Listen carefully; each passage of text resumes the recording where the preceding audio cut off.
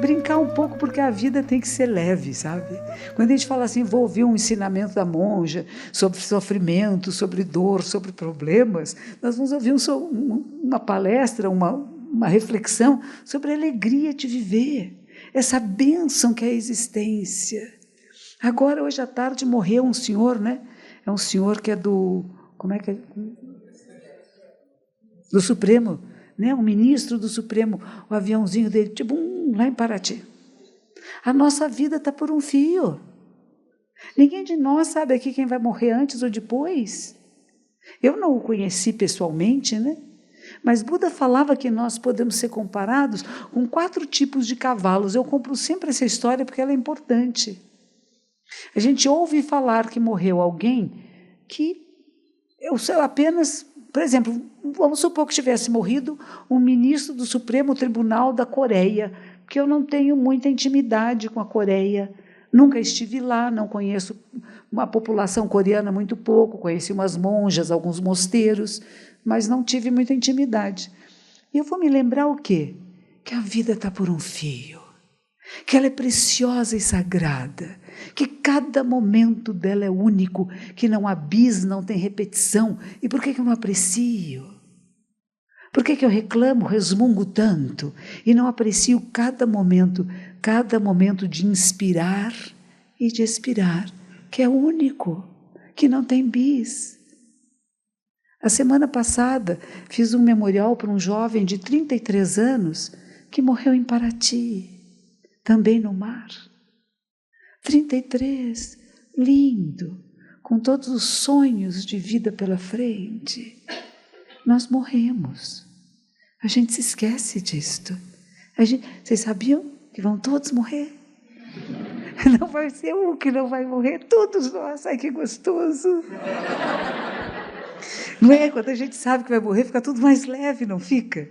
Um dia vai acabar. Então tá bom, pronto. Eu aguento porque um dia vai acabar. Se eu achar que não acaba nunca, imagina que infelicidade. Que coisa medonha, né? Uma vida eterna, assim, sempre eu.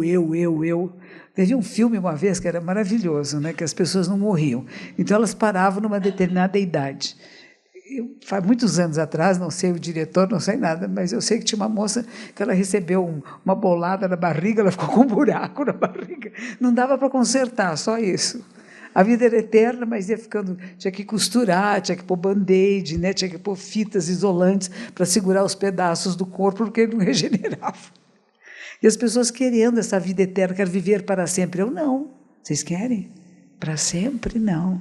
Buda, quando ele estava morrendo, eu gosto muito disso, porque nós falamos que a vida de Buda é eterna.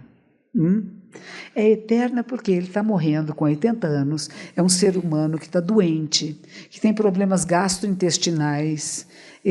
O fato dele se tornar um Buda, um ser iluminado, uma pessoa que tem muita clareza de discernimento, que é capaz de ver a realidade como ela é, não torna ele um ser paranormal. Ele era um ser muito comum, uma pessoa comum. E ele está morrendo com 80 anos, doente, e ele diz para os seus alunos, não se lamentem. Tudo que começa, inevitavelmente termina. Não é o meu corpo que vocês amam, mas é aquilo que eu ensinei a vocês, aquilo que eu compartilhei, a ternura, a amizade. Este jovem que morreu de 33 anos, um amigo dele no final da missa de 7º dia, que foi no meu templo memorial, um amigo dele leu o poema de amor mais lindo que eu já vi, de um amigo para outro. Dizendo, você foi meu amigo de verdade. Aquela pessoa no que eu confio. Aquela pessoa que eu sei que está do meu lado. Não é bonito isso? Não era namorado dele, não. Era amigo. A gente tem a possibilidade de amizades verdadeiras. Não são muito fáceis. Não são muito fáceis de encontrar. Mas a gente pode cultivar isso na vida.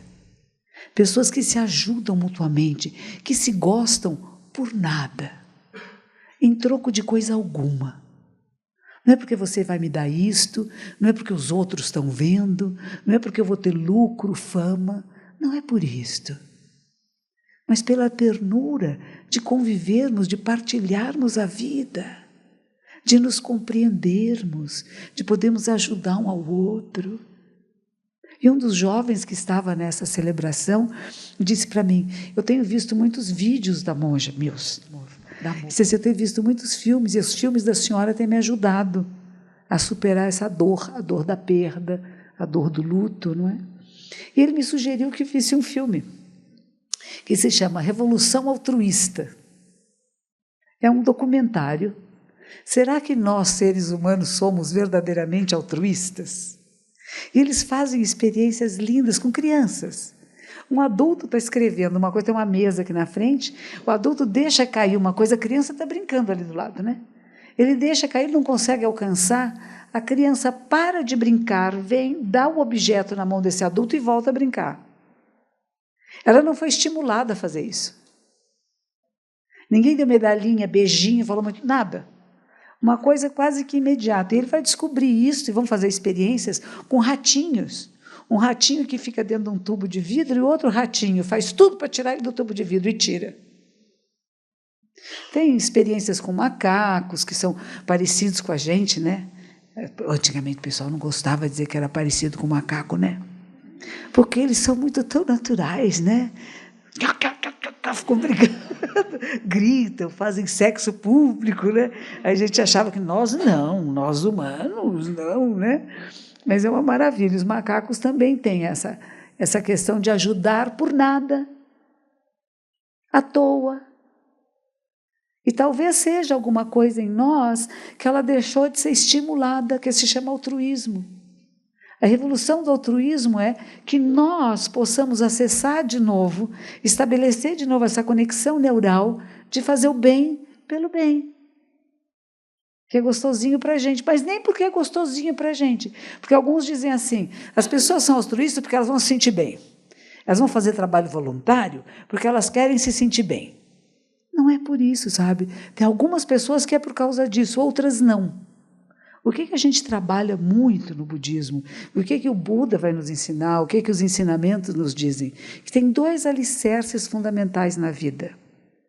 Um se chama sabedoria, capacidade de ver com clareza a realidade, distinguir com clareza o que é do que não é. Eu sei que esse chão é de madeira, eu sei que esta mesa é de vidro, eu sou capaz de discriminar, não no sentido pejorativo, de julgamentos de valores, mas eu percebo que são materiais diferentes. E eu posso, talvez, sapatear aqui neste chão, mas eu não me atreveria, talvez, a sapatear em cima desta mesa, que talvez o vidro não suportasse. Então, eu conheço a realidade, eu vejo a realidade e posso atuar de forma assertiva nessa realidade, porque eu vejo o que é como é. E é difícil isso, a nossa mente nos engana muito. Outro dia, agora eu tenho visto muita televisão, vocês vão ver. Me deram de Natal uma televisão que ela é smart, mais do que eu, e ela tem uma coisa chamada Netflix. E aí tinha um filminho nessa história aí, da nossa capacidade de ver a realidade. Então, pede para uma pessoa assim, observe quantas vezes eu ponho o pé aqui na luz. Aí vocês estão todos olhando para isso. Isso passa um elefante aqui atrás, ninguém vê. A nossa capacidade de percepção da realidade, eles dizem que é como um foco de luz assim. Nós não temos essa percepção do todo. O que eu proponho com a prática da meditação? Que nós temos um foco de uma lente grande angular. O que é o foco da grande lente angular? Ela pega toda esta sala e toda ela está em foco. Diferente se eu pegar uma outra lente que eu vou focar, por exemplo, em você. Então, eu vou aproximar muito de você, vou ver os detalhes da sua face. E o resto fica meio blur, né? Fica meio apagado, eu não vejo com clareza. Imagine que nós temos essa condição e esta capacidade humana. Deu até um feedback, né? A capacidade humana da nossa condição de poder ver a realidade como ela é. Fala-se que Buda vê 360 graus. Claro que não vê com os olhinhos, mas não é só com os olhos que nós vemos. Nós ouvimos, nós sentimos odores, nós sentimos presenças por calor. Há um texto lindo que chama Sutra da Flor de Lótus, da Lei Maravilhosa. Ele diz que você pode saber quando uma pessoa entra na sala se é homem, se é mulher, se é jovem, se é idoso, sem olhar, sem ver, por sentir. E não é poderes mágicos, poderes comuns a todos nós, se nós sairmos de dentro do meu pensamento, eu acho, eu quero, eu estou esperando que tal pessoa chegue, mas de eu perceber a realidade como ela é. Isso é treino, como qualquer coisa. E nós fomos treinados e nos deixamos treinar por determinados padrões. Mas chega um momento na vida que você fala, não, eu quero escolher agora. Como que eu vou me treinar? O que é esta coisa extraordinária que é a vida? O que é vida? O que é morte? O que é um ser humano? Como funciona a mente humana? O que são as minhas percepções, sensações, conexões neurais? Quantos níveis de consciência existe? Eu percebo esses níveis de consciência? Eu percebo que, primeiro eu tenho uma, que ela gerencia tudo que entra pelos órgãos dos sentidos. É um grande organizador, uma grande gerente disso tudo, né? Então eu observo que ela está gerenciando as imagens que entram. Agora, ela sozinha não serve muito. Ela leva todas essas informações, tem uma outra, não é a mesma, é outra, uma que é gerente. Aí tem outra que leva correndo para uma grande memória. E dessa grande memória, ela pega uma resposta, que é a resposta que eu vou dar para o mundo. Isso acontece muito rápido. Dizem que é mais rápido que um jovem homem estalar os dedos. Um jovem homem muito ágil. É mais rápido. Está acontecendo o tempo todo, incessantemente. Imagine que às vezes, essa que leva e traz faz bobagem. Ela pensa que tem certas coisas que são eternas. Ela acha que aquele grande armazém, esta grande memória, a nuvem que hoje nós temos no computador, é fixa e permanente. A nuvem não é fixa, não é verdade? As memórias não são fixas nem permanentes. Elas o tempo todo são bombardeadas por novas informações e elas estão se transformando. Às vezes não precisamos de aumentar a memória do computador, porque não cabe mais. Nós modificamos, criamos novos sistemas, são cópias rudimentares da mente humana. Tudo é uma cópia rudimentar da sua mente, que é extraordinária e que a gente conhece muito, muito pouquinho. Então, a minha ideia e o que eu descobri através das práticas de meditação é que nós podemos conhecer em profundidade a você mesmo, a sua própria mente. A gente está sempre querendo conhecer o outro, quero modificar o outro, porque se o outro for diferente, eu vou ser feliz. Se o mundo for diferente, se as pessoas forem diferentes, e tem gente que ainda fala isso para mim, eles. Eu falei, eles quem? Tem o nós aqui, né? Tem nós, seres humanos, pertencemos à mesma espécie. Aí na praça tem plantas, parece tudo verde, são espécies diferentes. Nós somos uma única espécie. Toda essa minha revolução, eu falo que isso é uma grande revolução na maneira de pensar e de ser, na realidade, começou lá no Jornal da Tarde. Tem um colega meu lá atrás, oi. Nós éramos jovens, tinha 19, 20 anos, né? E de repente me puseram a entrevistar pessoas. Eu não tinha feito faculdade de jornalismo porque não existia. Naquela época, jornalista era forjado na prática. Primeiro dia que eu cheguei na redação, eu gostava de ler e escrever. Cheguei na redação, toda alegrinha, me mandaram entrevistar alguém, já foi uma vergonha. Eu era muito tímida, então eu tinha que entrevistar pessoas. Ai, que vergonha. Eu voltava, eles diziam, você perguntou isso aqui? Não perguntei, então volta. Aí tem que voltar e bater na porta de novo e perguntar outra vez, era insuportável, mas eu fazia. E aí eu escrevi. E eles disseram, mas que bobagem é essa? Eu achava que eu escrevia tão bonito, né? Isso não serve. Você não está fazendo um editorial, pode escrever o que você viu. Descreva o que você viu, não dê opinião, não use adjetivos. Que difícil. Escrevi, reescrevi, escrevi, reescrevi. Quando foi 9, eu entrei 1h da tarde. Quando foi 9 horas da noite, que já estava vesga, o Flávio Márcio, que era um dos editores, disse assim, pode ir para casa. Eu falei, acho que agora acertei. No dia seguinte, eu li o jornal, estava tudo diferente. Primeira aula. E assim foi. Mas o que aconteceu com esse processo de ser repórter? Eu era repórter do que se chama geral, entrevista tudo e todo mundo, tudo que estiver acontecendo na cidade, mais na cidade do que em outros lugares. Comecei a ver gente. E gente que era diferente daqui do bairro, que era diferente dos pensamentos da minha família, da minha mãe, do meu pai, da escola que eu frequentava. E eram gente muito parecida comigo, que amavam, que sofriam, que nasciam, que morriam, que queriam ser aceitos, queriam ser incluídos. Era tão semelhante. Embora parecesse ser tão distante, entrevistava todas as pessoas, desde a senhora na favela que fazia o feijão na latinha de leite em pó, ou com aquele cheiro único que existem nas casas mais pobres, até a rainha Elizabeth, o príncipe Filipe. De repente a cabeça da gente começa a mudar. Os valores que tinha, a maneira de pensar a realidade, ela gira.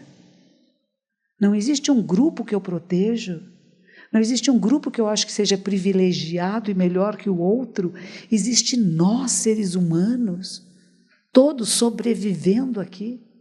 De alguma forma, nós somos os sobreviventes de todas as grandes intempéries da humanidade, dos grandes tsunamis, das grandes mudanças. O nosso DNA é aquele que sobreviveu, por alguma razão. Talvez o mais gentil, o que se adaptou melhor, o que pôde ser mais facilmente sobreviver, talvez porque não lutasse tanto. Nós temos a impressão que a gente venceu porque é forte, a gente lutava e matava. Talvez não. Talvez a gente soubesse esconder melhor. Foi aquele que se escondeu melhor. E os bichões não pegaram, não sabemos. Mas sobrevivemos, estamos aqui. E temos um dever, que o DNA humano continue. E o nosso DNA quer que continue. E nós nos apercebemos do que isso é recente, que somos a vida da Terra e que dependemos de outras formas de vida para viver. De repente ficamos bonzinhos, né? A gente pegava tudo o que queria, cortava aqui, cortava lá, passava na rua, via uma flor bonita, arrancava, vou levar comigo, pá. Não era assim? De repente você começa a perceber que tudo que existe cria um equilíbrio cósmico tão importante para que nós, espécie humana, possamos continuar. Nós ficamos cuidadores, estamos preocupados com o meio ambiente, com aquilo que é politicamente correto. Por quê? Porque depende da nossa sobrevivência. A sobrevivência da espécie não é a minha. Não é a minha, de meus filhos e meus netos, é de nós. Nós nos reconhecemos como uma espécie, e que essa espécie é boa, que é agradável viver como ser humano, e que é legal que ela continue. Então, não venham falar para mim que ser humano não presta, por favor. Porque eu acho que ser humano presta muito. Eu acho que ser humano faz coisas maravilhosas, como pode fazer coisas terríveis também, no que somos treinados. E nós nos treinamos. Existe um estado inicial em que parece que a gente está copiando os adultos. Copiamos. Copiamos pai, copiamos mãe, copiamos professores, amigos. Mas existe um momento que a gente começa a fazer escolha. Ninguém é igualzinho ao pai, nem igualzinho à mãe. Nós somos diferentes. Nós somos a geração seguinte, como na ciência. Um cientista tem que passar o bastão para o outro. O seguinte, ele pesquisa, faz todos nós, né? Nas nossas áreas de estudo, de vida, nós deixamos isso para a geração seguinte, que não precisa ser a minha consanguinidade, o mesmo sangue que eu, meu filho, minha filha, mas alguém que queira seguir esse caminho e que leve adiante, e que pesquise mais, e que vá mais para adiante, que não pare até onde eu fui. Porque se parar até onde eu fui, a humanidade termina, caduca. É que nem manteiga. Fica rançosa. Manteiga rançosa é ruim, não é? Japonês não come muito pão com manteiga. Aí tinha um templo em Tóquio, eu ficava no mosteiro em Nagoya. E de tempos em tempos eu ia para esse templo em Tóquio. E ele, muito alegrinho, me mandava trazer pão para mim. E ele tinha uma manteiga, devia ter uns 6 meses na geladeira. Aquela já estava amarela, com aquele cheiro que quem gosta de pão com manteiga sabe que não come aquilo, né? E o homem todo alegre para mim, olha, para você, eu quase morri, eu passava aquela manteiga e falava, eu mereço, né? Alguma coisa eu fiz dessa vida para merecer esse pão com a manteiga rançosa. E isso é um outro pensamento budista. Tudo que acontece comigo tem a ver comigo. Por que está acontecendo comigo? Porque é alguma coisa que eu estou merecendo. Ou às vezes a gente fala, é uma oportunidade. É um ser iluminado, disfarçado, a me mostrar o caminho. Sabe aquela pessoa que vem e te incomoda? Legal, né? Aí você fala, vou respirar, tá bom. A monja falou, respira. Ai, ela continua incomodando. E está cada vez mais difícil respirar. A gente está tentando, mas não está dando. Né? Aí você pensa assim, é um ser iluminado disfarçado. Está querendo me mostrar alguma coisa. O quê? Às vezes a gente não percebe logo, mas procure que você encontra. Tem uma razão pela qual... Quer dizer, como é que você lida com uma pessoa que a gente fala chata, né? Como é que você lida? Eu vou aguentar, ou tem que eu dar limite? Mas para eu dar limite, eu preciso ficar bravo? Eu preciso ficar mal-humorado? Eu posso apenas dizer, oi, agora não. Pronto. Agora não posso falar com você agora. Não é? A gente não precisa ficar bravo com as pessoas. Não tem razão nenhuma. A pessoa, coitadinha, ela não percebe que é chatinha. Geralmente a pessoa chata não se dá conta, ela acha que ela é legal. Não é? Se ela dissesse, eu sou um chato, vou parar de ser chato. Não se dá conta. Então, a gente tem que ajudar a perceber. Mas esse ajudar a perceber não é forçar, né? É como tudo. A gente fala da borboleta, que tem o casulo, que você não vai abrir o casulo para forçar a borboleta a sair, né? Você está com frio? Nós estamos calorão, está bem. Está com o casaquinho? Você mesmo com o casaquinho cobrindo os bracinhos? Ah, você está na saída do ar, quer trocar? Vamos trocar de lugar, que está quentinho. Então tá bom. Vocês gostaram aqui da sala? Que bom, vocês aprovaram.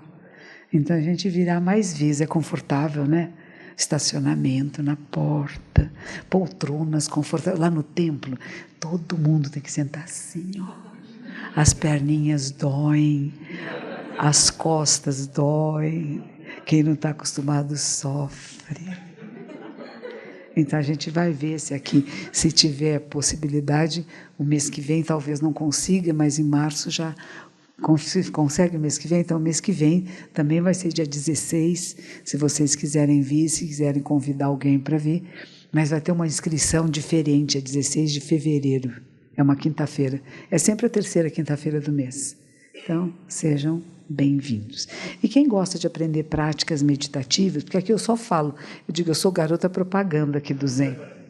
Eu venho fazer propaganda, Zen é legal, meditar é de boa, faz bem. Olha, tem inúmeras pessoas pesquisando sobre meditação no mundo, tem o mundo inteiro fazendo pesquisas e práticas meditativas em escolas primárias, escolas secundárias, no mundo inteiro. Em Fortaleza, tem um indiano, que é um professor de yoga, que leva a meditação para as escolas primárias públicas de Fortaleza. Aqui em São Paulo ainda tem muito pouco, mas é muito importante. Eu não me proponho a fazer isso, eu não tenho tempo, não tenho condições. Mas eu acho que a gente pode encontrar multiplicadores, porque há uma maneira diferente de você olhar a realidade. Nos Estados Unidos, eles iniciaram práticas meditativas numa escola de uma área muito violenta. Uma área de gente muito brava, desses meninos que gostam de sair por aí atirando em todo mundo. E que chegavam para a sala de aula muito... aflitos, carregando em si todo o problema da família, do esfaqueamento, da bebida, da sova, da droga, enfim, de tudo aquilo que é a parte mais violenta das nossas cidades, nossos relacionamentos humanos. E o povo põe eles para meditar, deitadinho no chão, sentadinho, encostado. Não precisa ficar nessa postura. Quem não está acostumado não aguenta, acha chato, né? Mas você pode prestar atenção em você mesmo, prestar atenção na sua respiração e perceber que todas as nossas emoções mexem com nossa respiração, com os pulmões. E se você trabalha com isso, em vez de dizer, não vou sentir isso, é mentira, é falso, a gente vai sentir. A gente sente raiva, sente amor, sente inveja, sente dor, sente ternura. A gente sente um monte de coisas, nós somos seres sensíveis. Que bom, né? Somos sensíveis à realidade à nossa volta, a frio, a calor, a raiva, a amor, a ciúmes, tudo. Nascemos um saquinho de peles, que a gente chama, vem com todas as possibilidades. O que a gente treina? O que a gente estimula em nós mesmos? Nós podemos escolher o que estimular, mesmo que eu tenha sido estimulada pela família, pelos relacionamentos, pelas minhas experiências, a responder à realidade de uma determinada forma, você pode mudar isto. Está na sua mão, é a sua vida. Quem é que vai viver por você? Só você. Precisa viver agradando os outros? Fazendo o que os outros acham que é bom? O que você sabe dentro de você que é o certo? A verdade, ela não está apenas nos livros, ela está em você. Você é a manifestação da verdade do cosmos. Olhe em profundidade, faça escolhas adequadas. Eu vou fazer 70 anos esse ano, no Japão já fiz. No Japão, quanto ano a mais? Já estou no 71. Eu vou completar 70, né? Aí já está 71 rolando. Mas aconteceu uma coisa muito gostosa, que eu tenho gostado muito comigo, sabe? Primeiro que eu estou ficando mais macia, não só de ficar mais gorda, molinha, que é verdade, é por dentro e por fora, vai ficando mais macio. Um pouquinho mais paciente com as pessoas à minha volta e com a realidade. Sem tanta expectativa, porque eu acredito que todos nós estamos num processo incessante de transformação. E não adianta eu querer sacudir alguém, porque às vezes eu tenho vontade, sabe? Pegar e dizer, acorda, por que está dormindo ainda? Por que ainda não percebeu a beleza da vida? Aprecie cada momento. Vai acabar, gente. Ninguém sabe quem morre primeiro nem do quê. Eu não recomendo suicídio, porque é bobagem, vai morrer mesmo. Então não apresse.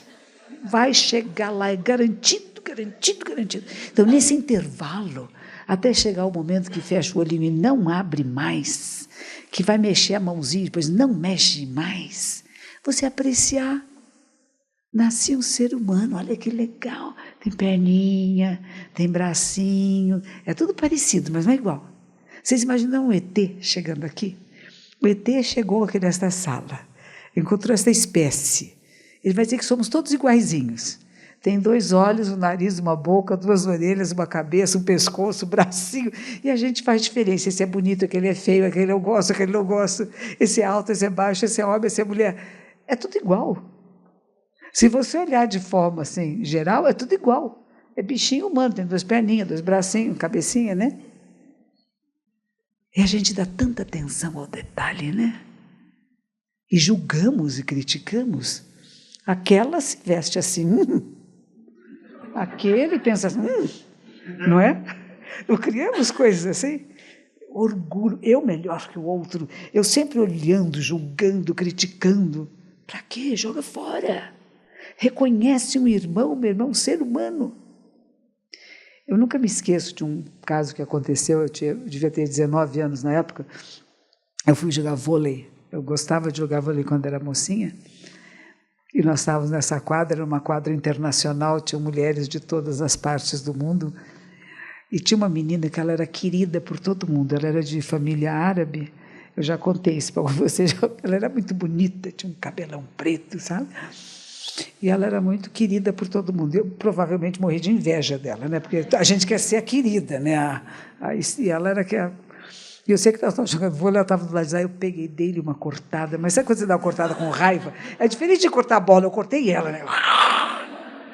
A menina não pegou a bola, veio do outro lado da quadra, ela também tinha 19 anos, olhou para mim e disse assim, por quê? Por quê? Ela disse, daqui a alguns anos você nem vai lembrar o meu nome.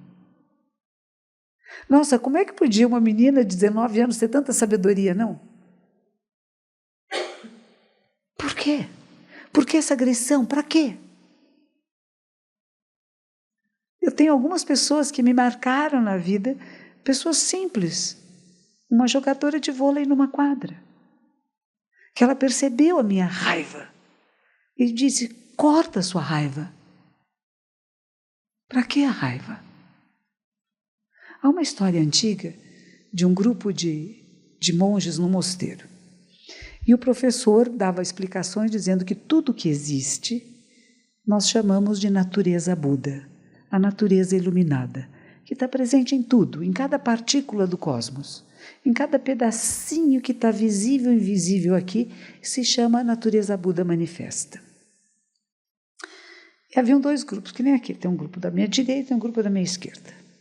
E esses grupos começaram a discutir entre si se o gato tinha natureza Buda ou não tinha. Tinha um gatinho, eles amavam o gatinho. No mosteiro tinha um gatinho querido, todos adoravam o gatinho. Mas se tudo é natureza Buda, será que o gatinho tem natureza? E começaram a brigar. Tem, não tem, tem, não tem. E nisso chega o abade. O Dom Abade chega no meio da sala, pega o gatinho, segura o gatinho pelo pescocinho e na outra mão ele pega uma espada. E diz assim, me digam uma palavra de verdade para eu salvar o gato, porque se vocês não falarem nada, eu mato o gato. Ficaram todos em silêncio. Vocês não vão falar nada? Oi? Aí ele cortou o gato no meio. Aí vocês não falaram nada também, que nem aqueles meninos lá. O abade teve que cortar o gato no meio. Pá, cortou. Daí a pouco chega um monge que estava fora. Era um monge já mais graduado, sabidão lá, chamado Joshua. Aí todo mundo fala, nossa, você não sabe, o abade ficou louco, matou o gato. O nosso gatinho, o abade matou o gatinho, está louco. Aí ele vai falar com o abade, o que aconteceu? E ele relata o que aconteceu. Ele não diz nada, ele tira a sandália dele, põe na cabeça e sai andando. O abade diz, se ele estivesse aqui, o gato estaria vivo. Um gesto que salva uma vida. Não é ganhar uma discussão. Não é defender o meu time, o meu partido, a minha filosofia, o meu sistema econômico. O que é que dá vida? O que é que não destrói? Qual é a sua palavra, o seu gesto de sabedoria que faz a pessoa perceber o absurdo de matar um gatinho? Não tem que matar gatinho nenhum para mostrar o que é a realidade para alguém. Teve um monge que matou até um aluno dele. O aluno dele ficava tocando sino e paquerando. O templo era na cidade, passava as moças, e ele errava o tempo de tocar o sino porque ele estava na paquera. Pá!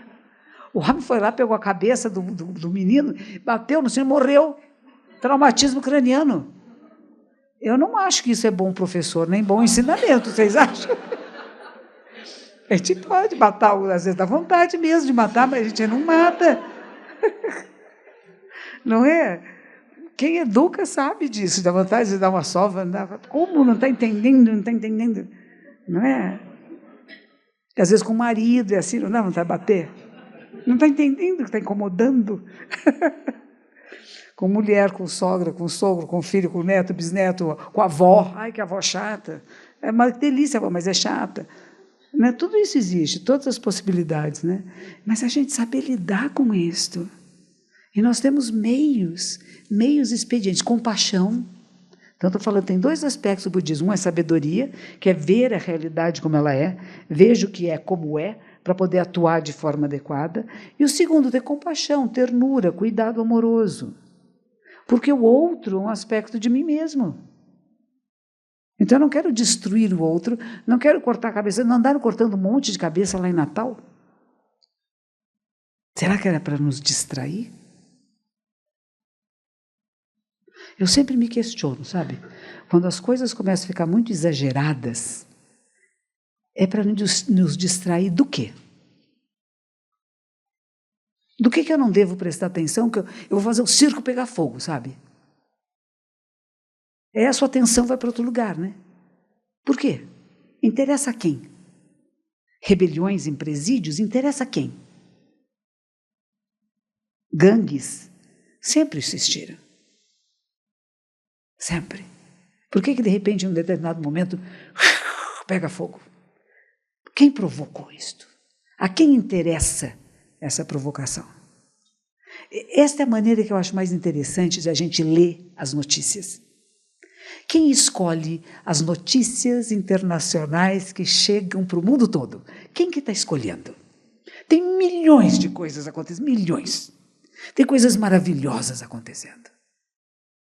Tem pessoas salvando umas às outras. Tem pessoas que são amigos uns dos outros. Pessoas que estão salvando em áreas de risco e de perigo. Não se torna visível. E aí nós temos uma população que está se tornando cada vez mais depressiva e sem esperança. Porque parece que não tem jeito. A humanidade não tem jeito, o mundo está acabando, é Nostradamus que está aí, né? É o fim do mundo. Na Itália falaram, né? Tem um lugar que tem um relicário, vocês viram isso? Tem um relicário de um santo que morou lá, é um padre, né? Então diz que tem um lugarzinho assim que tem o sangue dele. E quando o sangue está líquido, quer dizer que vai tudo bem. Ai do sangue que coagula e coagulou. Aí está lá a Itália com o terremoto, né? Nossa, coagulou. Diz que uma vez levaram para o Papa. Na hora que o Papa pegou, virou sangue de novo, ficou líquido outra vez. Tem coisas que a gente não entende nesse mundo, né? Se é verdade, se é mentira, se alguém está fazendo isso, se é fingimento, se é uma química que tem razões que talvez nós não sabemos explicar. Mas tem coisas que nós não explicamos. E nós precisamos explicar tudo. Uma vez perguntaram para Buda, se o universo é feito de causas, condições e efeitos, qual é a causa primária? Tem uma causa inicial? Ele, não abriu a boquinha. Ele não disse tem, não tem, tem esse nome, tem aquele nome.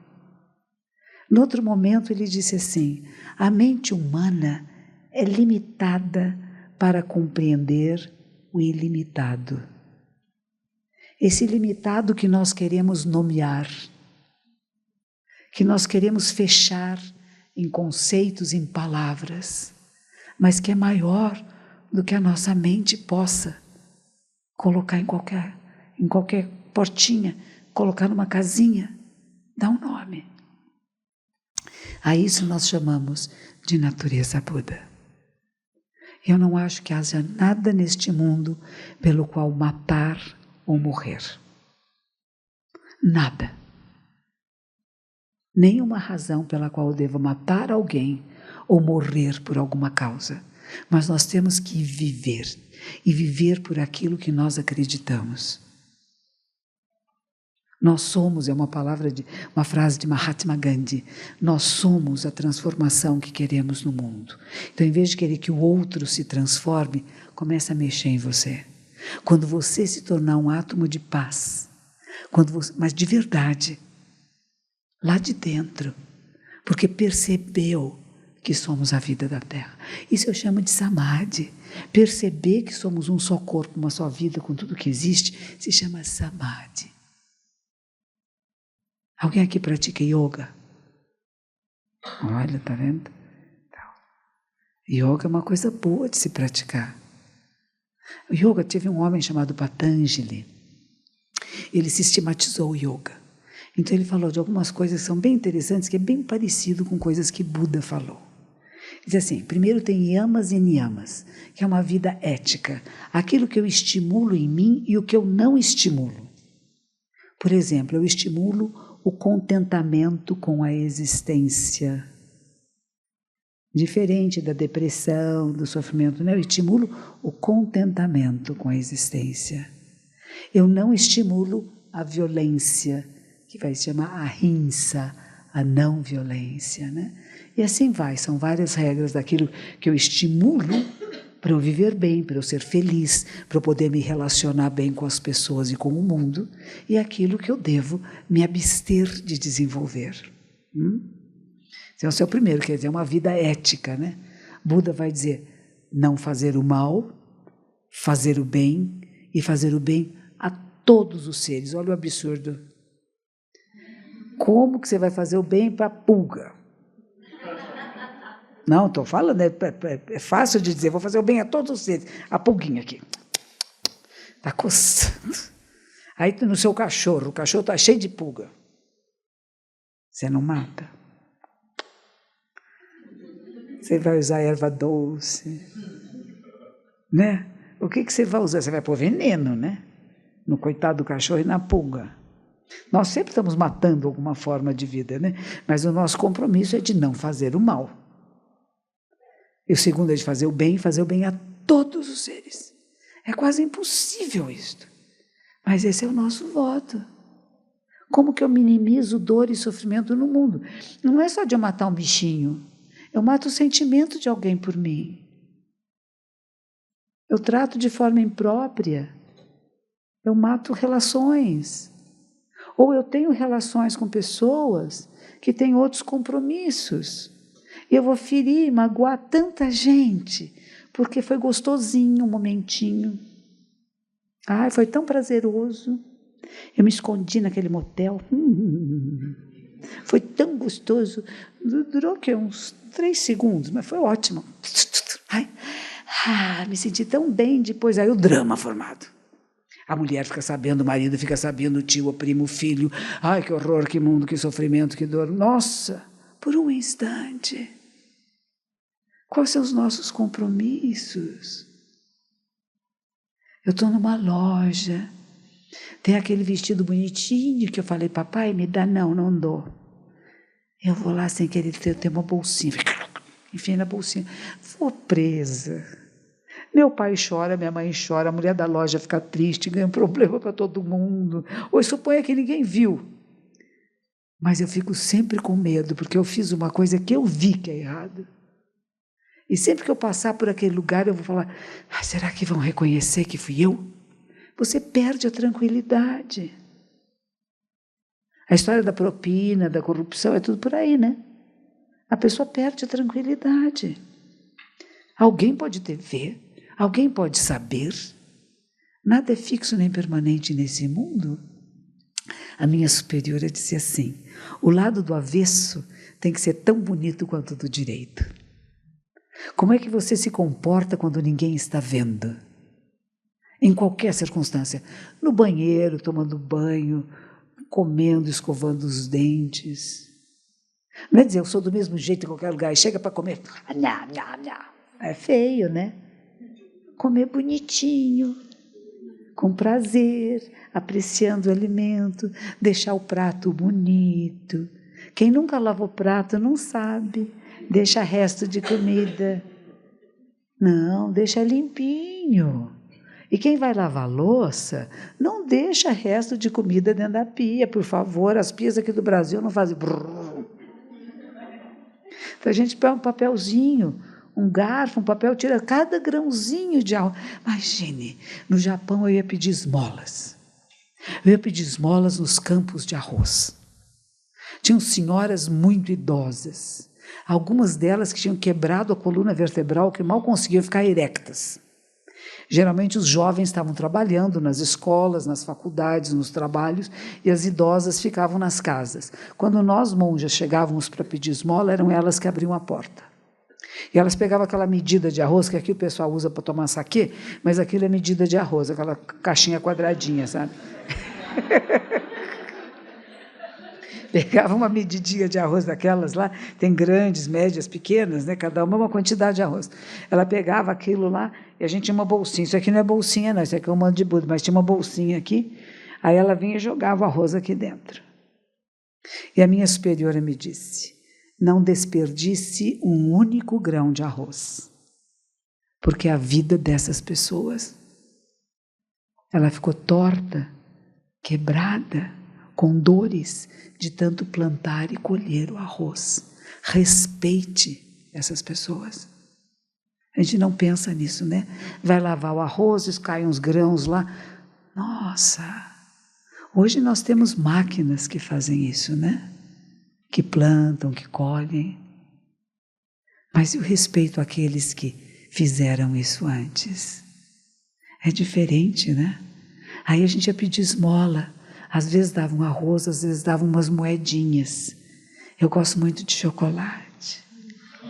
Aí eu ia comprar chocolate, mas eu comprava o mais baratinho. Porque eu ficava pensando naquelas mãos tão machucadas. E quem dava esmola geralmente eram as pessoas mais simples. Aquelas moedinhas que aquelas vovozinhas guardavam para dar para os monges. Aí você pensa, como é que eu vou usar esse dinheiro? Não posso gastar de qualquer jeito. É uma palavra que existe em japonês, chama motainai, que é o respeito a tudo que existe e saber usar com adequação. Não é porque é politicamente correto, mas porque meu coração se abriu e eu percebo que tudo é vida e não quero abusar da vida em nenhuma forma de vida, nem da água, nem da luz, da eletricidade, nem das pessoas.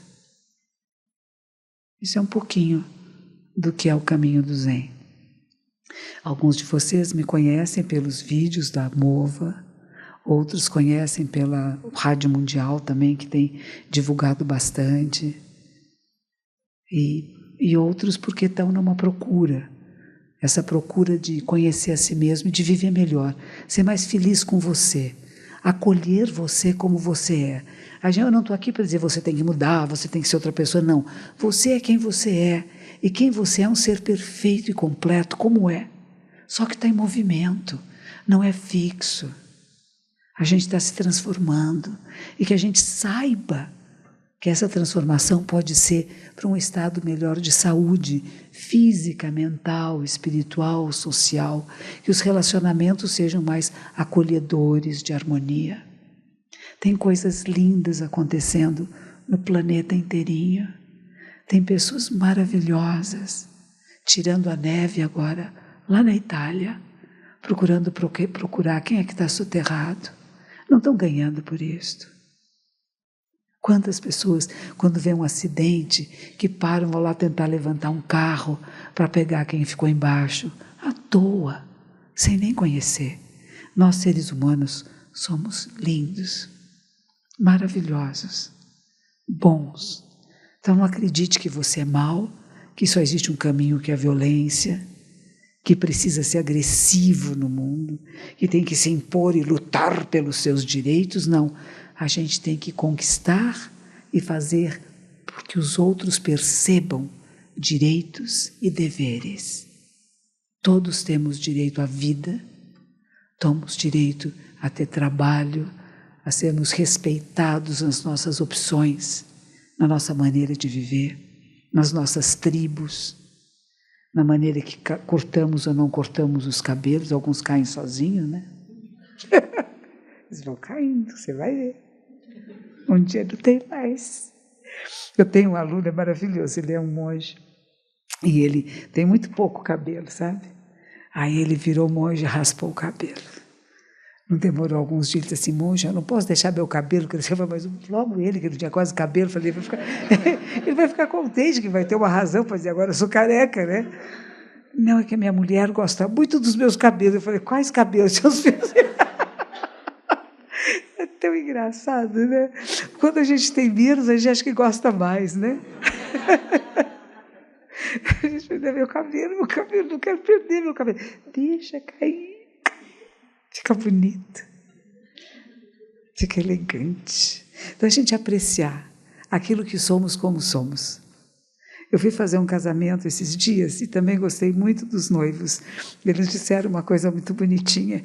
Disse assim, quando nossos rostos ficarem marcados pelo tempo, eu vou continuar te amando com todas as marquinhas, com todas as cicatrizes da vida. Não é bom isto? Que a gente possa continuar nos respeitando nas várias etapas diferentes da existência, né? com as marquinhas que a vida vai nos dando, que não nos tornam mais feios, não. Talvez até mais bonitos. A minha professora, eu trouxe um livro dela que chama Para uma Pessoa Bonita, e que ela dizia assim, você pode ter os cabelos negros e depois eles podem ficar prateados. Eles podem ser cor de ouro e depois virar prata. Mas são bonitos da mesma maneira. E a gente apreciar as etapas da nossa vida. Com alegria. Não estou dizendo que não pinte um cabelo, pode pintar à vontade. Mas você vai ver que pintando vai caindo. Aí você vai ter um problema. Vai ficando ralinho. Apreciar quem somos, sabe? Não é mudar tanto, eu tenho que mudar. Ai, que horror, né? Até fica tremendo. Não, eu tenho que me acolher, eu tenho que me amar. E a Rosa está ali na porta dizendo que tem livros, se vocês quiserem comprar livros, vão estar ali com ela ali fora. Eu posso assinar para quem quiser, que eu queira um autógrafo. E eu agradeço cada uma de vocês que veio aqui hoje. E é o ano novo, é o ano do galo, no horóscopo chinês. E o galo quer dizer acorda, desperta, amanheceu. Que seja o amanhecer de uma nova consciência. No Japão diz que o galo japonês não faz cocoricó, não. Ele faz kikuká, kikuká, kikuká. E kikuká quer dizer, você ouviu? Olha que interessante. Ouviu? Kikuká, kikuká, kikuká. Então o ano do galo é o ano da gente ouvir e perceber a verdade. O Dharma, a sabedoria perfeita que está manifesta em tudo, em toda parte. E despertar, acordar. O galo canta, é para amanhecer. Então que a gente amanheça para esse novo dia, essa nova consciência, que seja do desenvolvimento do nosso altruísmo, do bem em nós, do cuidar com respeito e ternura de todas as formas de vida. Cada um de nós que muda tudo à sua volta. Cada átomo que muda, bomba atômica é isso, um átomo que muda, tudo muda. E cada um de nós pode ser esse átomo de transformação que queremos no mundo. Aprecie a sua vida. Que os méritos de nossa prática se estendam a todos os seres e que possamos todos e todas nos tornar o caminho iluminado. Namah Shivaya.